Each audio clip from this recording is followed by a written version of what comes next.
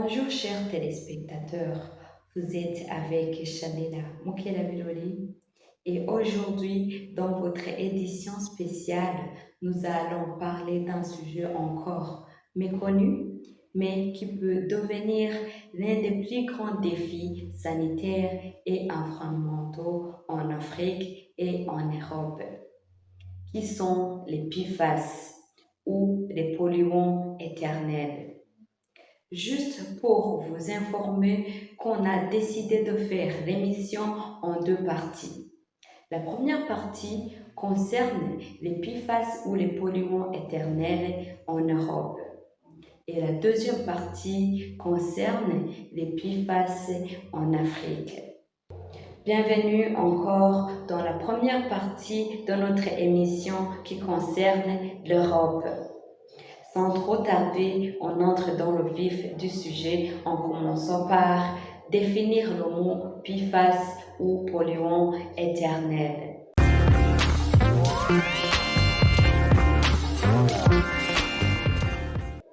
Les PFAS, aussi appelés polluants éternels, sont une famille de plus de 4700 produits chimiques synthétiques. Ils sont utilisés depuis les années 1950 pour leurs propriétés anti-eau, anti-graisse et résistantes à la chaleur. Les PFAS, on les retrouve dans les poêles antiadhésifs, les emballages alimentaires, textiles imperméables, cosmétiques et mousses anti-incendie. Ces substances sont particulièrement préoccupantes car elles ne se dégradent pas. Elles s'accumulent dans l'eau, dans le sol, la faune et les organismes humains. Ensuite, on va voir l'histoire des PFAS ou polluants éternels en Europe.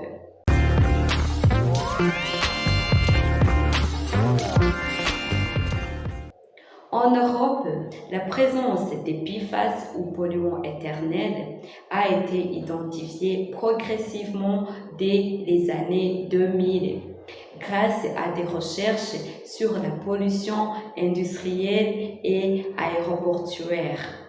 Et les premiers sites contaminés connus étaient les usines chimiques en Allemagne et aux Pays-Bas, ainsi que certains aéroports utilisant les mousses anti-incendie appelées aussi AFFF. Depuis, des études dans les pays scandinaves et la France ont confirmé que les PFAS étaient présents dans les nappes phréatiques, rivières et poissons, révélant un problème continental et contamination persistante. Maintenant, on va voir les effets néfastes directs et à long terme.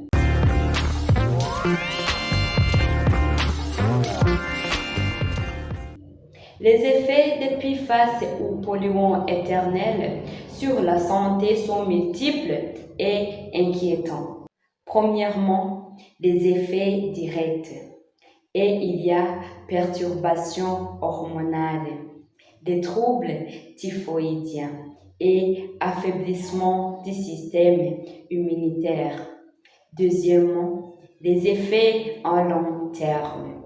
Il y a augmentation du risque de cancer, baisse de fertilité, maladies cardiovasculaires et troubles de développement chez les enfants exposés et utéraux. Et on doit savoir que les PFAS ou les polluants éternels affectent aussi l'environnement. Ils s'accumulent dans les poissons, les oiseaux et sols agricoles, contaminant la chaîne alimentaire et la biodiversité européenne. Pour cela, il y a les mesures prises par l'Europe contre les PFAS.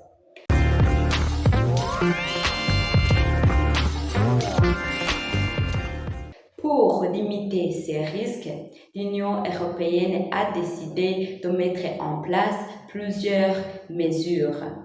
1. Interdiction progressive de certaines catégories de PFAS ou polluants éternels dans les produits de consommation ou emballages alimentaires. 2. Il y a la surveillance stricte dans les sites industriels et dans les zones aéroportuaires. 3. Il y a la mise en place des seuils légaux de concentration dans l'eau potable avec contrôle régulier. 4. Il y a la promotion de technologies de dépollution dans les sols et de l'eau dans des zones contaminées. Donc, avec ces actions visent à réduire l'exposition humaine et environnementale et à préparer le continent à un futur sans le PFAS ou polluants éternels. En passant, quels sont les conseils pour freiner la présence des PFAS ou des polluants éternels?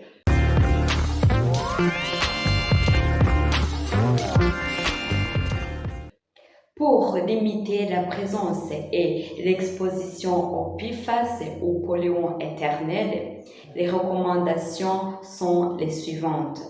Il faut éviter les produits contenant les PFAS, comme les poêles antiadhésifs, textiles imperméables, les emballages alimentaires plastifiés. Il faut aussi surveiller de l'eau potable et privilégier les filtres capables de réduire la présence de ces substances.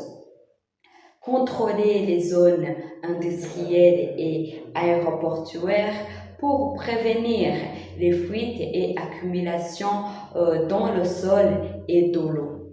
Contrôler les zones industrielles ou aéroportuaires pour prévenir les fuites et accumulations dans le sol et l'eau.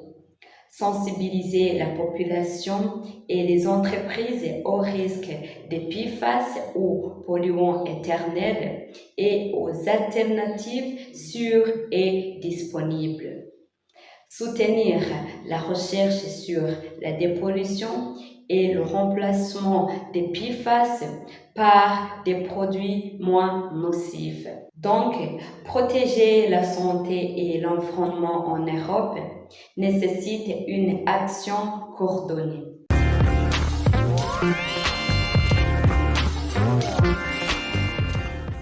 Chaque citoyen, entreprise et autorité locale peut contribuer à limiter l'impact des polluants éternels.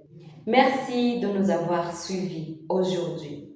Pour plus d'informations, cliquez sur s'abonner en bas et activez les notifications pour ne rien manquer de nos prochaines émissions et surtout la partie 2 de cette belle émission. Au revoir.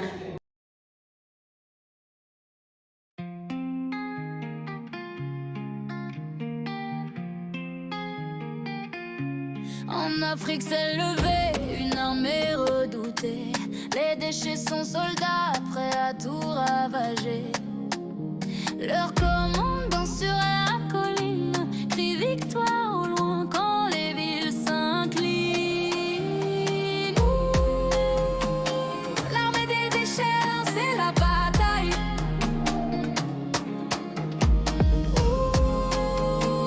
Les villes s'écroulent sous les vagues fatales. Un océan d'inondations engloutit l'humanité. Sous le poids des ordures, la victoire est déclarée.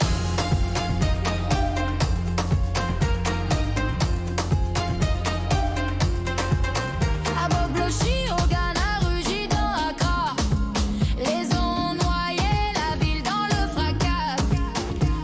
À Nairobi, Dandora a frappé, la capitale du Kenya sous l'eau s'est noyée. L'armée des déchets lançait la bataille.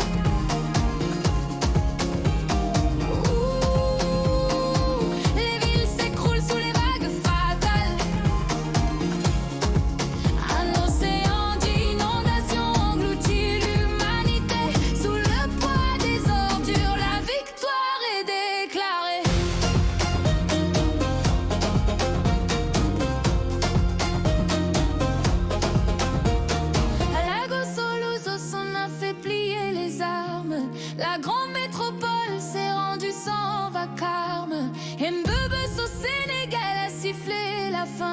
Dakar sous l'eau, victoire du déchet assassin.